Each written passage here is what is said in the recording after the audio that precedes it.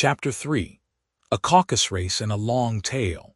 They were indeed a queer-looking party that assembled on the bank, the birds with draggled feathers, the animals with their fur clinging close to them, and all dripping wet, cross, and uncomfortable.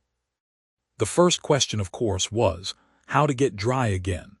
They had a consultation about this, and after a few minutes it seemed quite natural to Alice to find herself talking familiarly with them, as if she had known them all her life. Indeed, she had quite a long argument with the Lory, who at last turned sulky and would only say, "I am older than you and must know better." And this Alice would not allow without knowing how old it was, and as the Lory positively refused to tell its age, there was no more to be said. At last the mouse, who seemed to be a person of authority among them, called out, "Sit down, all of you, and listen to me. I'll soon make you dry enough." They all sat down at once, in a large ring with the mouse in the middle. Alice kept her eyes anxiously fixed on it, for she felt sure she would catch a bad cold if she did not get dry very soon. "Ahem," said the mouse with an important air. "Are you all ready? This is the driest thing I know." Silence all round, if you please. William the Conqueror, whose cause was favored by the Pope, was soon submitted to by the English, who wanted leaders, and had been of late much accustomed to usurpation and conquest. Edwin and Morcar, the Earls of Mercia and Northumbria.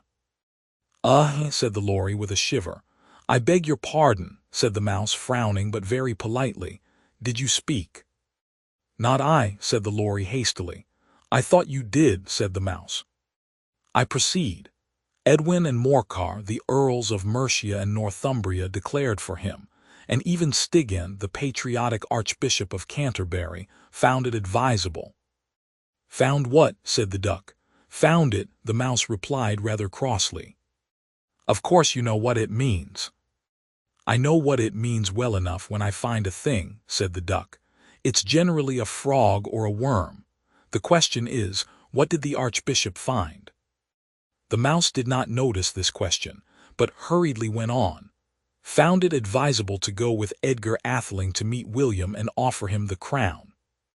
William's conduct at first was moderate, but the insolence of his Normans— How are you getting on now, my dear?"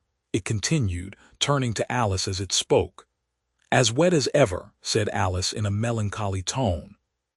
"It doesn't seem to dry me at all." "In that case," said the dodo solemnly, rising to its feet, "I move that the meeting adjourn for the immediate adoption of more energetic remedies." "Speak English," said the eaglet. "I don't know the meaning of half those long words, and, what's more, I don't believe you do either." And the eaglet bent down its head to hide a smile. Some of the other birds tittered audibly. "What I was going to say," said the dodo in an offended tone, "was that the best thing to get us dry would be a caucus race." "What is a caucus race?" said Alice. Not that she wanted much to know, but the dodo had paused as if it thought that somebody ought to speak, and no one else seemed inclined to say anything. "Why," said the dodo, "the best way to explain it is to do it. And, as you might like to try the thing yourself some winter day, I will tell you how the dodo managed it. First it marked out a race course in a sort of circle. The exact shape doesn't matter, it said. And then all the party were placed along the course, here and there. There was no 1, 2, 3 and away. But they began running when they liked and left off when they liked, so that it was not easy to know when the race was over. However, when they had been running half an hour or so and were quite dry again, the dodo suddenly called out, 'The race is over.' And they all crowded round it, panting and asking, 'But who has won?' This question the dodo could not answer without a great deal of thought, and it sat for a long time with one finger pressed upon its forehead, the position in which you usually see Shakespeare in the pictures of him, while the rest waited in silence. At last the dodo said, 'Everybody has won and all must have prizes.' 'But who is to give the prizes?' quite a chorus of voices asked. 'Why, she, of course,' said the dodo, pointing to Alice with one finger. And the whole party at once crowded round her, calling out in a confused way, "Prizes, prizes." Alice had no idea what to do, and in despair she put her hand in her pocket and pulled out a box of comfits. Luckily, the salt water had not got into it, and handed them round as prizes.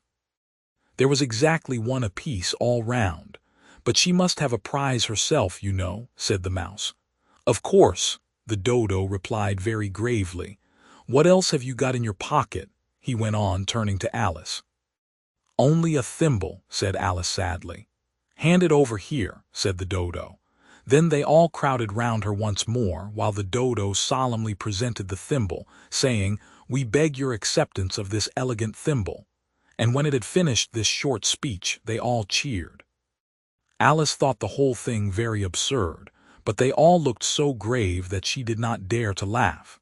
And as she could not think of anything to say, she simply bowed and took the thimble, looking as solemn as she could. The next thing was to eat the comfits. This caused some noise and confusion, as the large birds complained that they could not taste theirs, and the small ones choked and had to be patted on the back. However, it was over at last, and they sat down again in a ring and begged the mouse to tell them something more. "You promised to tell me your history, you know," said Alice, "and why it is you hate C and D," she added in a whisper, half afraid that it would be offended again. "Mine is a long and a sad tale," said the mouse, turning to Alice and sighing. "It is a long tale, certainly," said Alice, looking down with wonder at the mouse's tail. "But why do you call it sad?" And she kept on puzzling about it while the mouse was speaking, so that her idea of the tale was something like this.